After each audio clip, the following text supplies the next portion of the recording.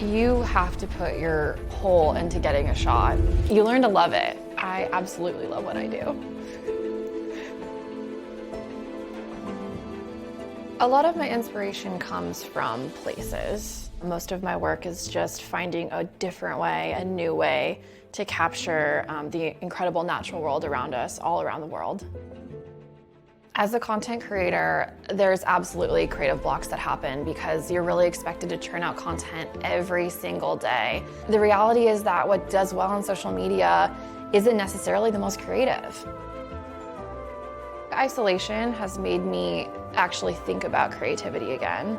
I think I found more beauty in what's close by. There's so much I can do here and be inspired by that I didn't even realize before. Having reliable gear could not be more crucial or important. I put myself in the most insane scenarios when I'm taking self-portraits. I have put my Canon camera through the absolute paces. Today, I was in the ocean getting pummeled by really cold waves, and I need to know that if I'm gonna put myself in those situations that the camera's gonna get the shot. The R6 can do anything you need it to. When I just wanted to snap a shot of a location that I had just gotten to, when I wanted to set it up for self-portrait work, when I wanted to take a quick video clip, whatever I needed it to do, it could do it well. The features I need on a camera are very, very specific. The interval timer that Canon has, I can shoot as many images as I want. Autofocus settings, when I'm not there to focus the camera myself, I am off in the frame somewhere out in the wild. So important. The number one thing was the incredible skin tones and how good those images process right out of camera. And that's one of the main reasons I switched over to Canon in the first place years ago, was because not all gear is equal in terms of being able to take self-portraits. Most of the time I'm living out of one camera bag and one carry-on suitcase.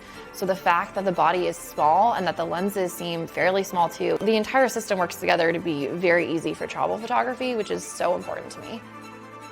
You really have to be doing it because you absolutely love what you create. There are going to be times when it is so hard, and all you can do is just keep working through it and know that eventually you're gonna get to where you wanna go. You get that rewarding feeling when you get that shot you really wanted, and you realize that it's worth doing whatever it takes to get it.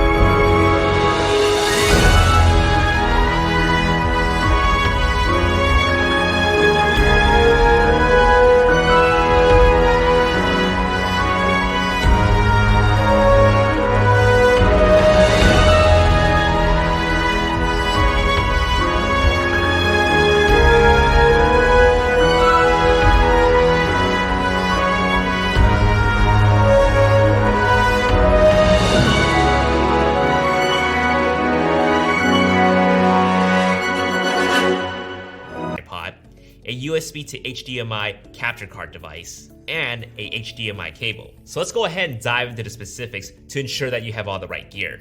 Just about every Sony camera, including the Alpha and the RX series, have a micro HDMI output port. But just to be absolutely sure, I highly recommend looking up the camera model and finding out what size is the HDMI. It will be either full, mini, or micro. And believe it or not, there's a huge difference between a mini HDMI and a micro HDMI. I personally use the Alpha 7R Mark IV and the Alpha 7 Mark III, and both use a micro HDMI connection. Next up, ensure that you're buying a USB to HDMI capture card device and not simply a USB to HDMI adapter. The capture card device is what allows the feed of your camera to be sent to your PC or Mac.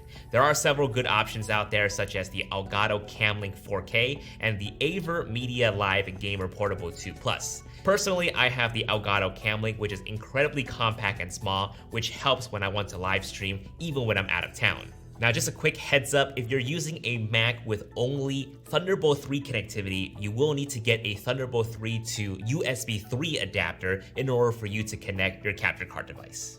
Lastly, the HDMI cable. The capture card device will likely take a full-size HDMI, but on the other end of that cable has to match the size that your camera takes.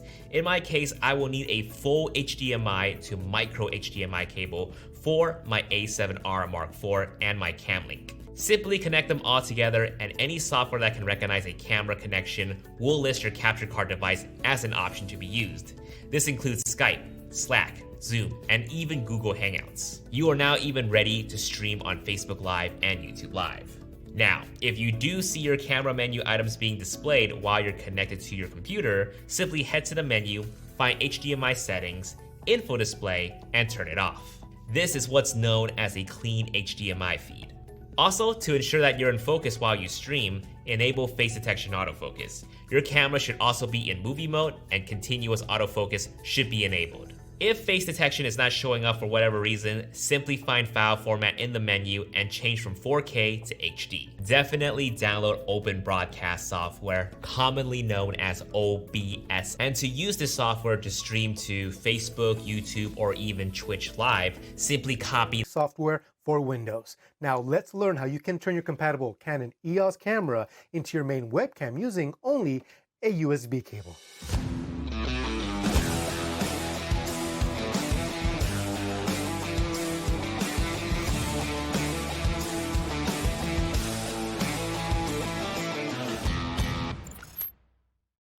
What's up everyone, I'm Renato, Senior Pro Market Specialist for Canon USA.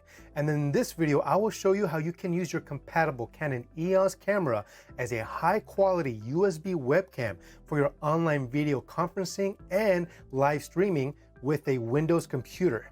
This video is divided into 3 parts. In part 1, we will learn how to install the software on your computer, how to set up the camera, and how to enable EOS webcam utility within your favorite application. In part 2, we will learn about the updates from the beta version, and in part 3, we will talk about our support materials and our online community, which may be helpful for you. So let's get started. Before we start, if you have the beta version of EOS webcam utility installed on your computer, be sure to uninstall it before proceeding. To begin, you will need to download the new software. Head over to our service and support page to download EOS webcam utility for Windows. The link to the page is provided in the description below. If you are based outside the United States, please visit the Canon support website for your local region. Once the download is complete, extract the zip file and double-click on Setup. After installation, you will need to restart your computer. And don't forget to check out the included README files that are in the zip file. They will have some tips on how to get the most out of your experience with the software. Now let's get your camera ready. First, turn on your camera and place it in movie mode and set it to a full HD quality setting. Then adjust your exposure settings to your desired look. Once you've locked in your exposure, you can then connect the USB cable to the camera. Now the next step, connect the other end of your USB cable to one of your USB ports on your computer.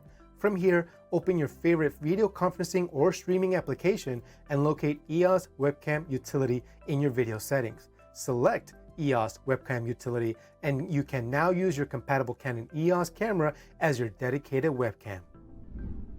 But if you don't see your live feed, and you do see any of the following error screens, please visit our website to learn more details to help troubleshoot. If you still need further technical support, head over to our support page for more assistance. As you can see, I'm currently using a traditional USB webcam as my video source. But once I switched over to EOS webcam utility, I am now using the Canon EOS RP as my new web streaming camera,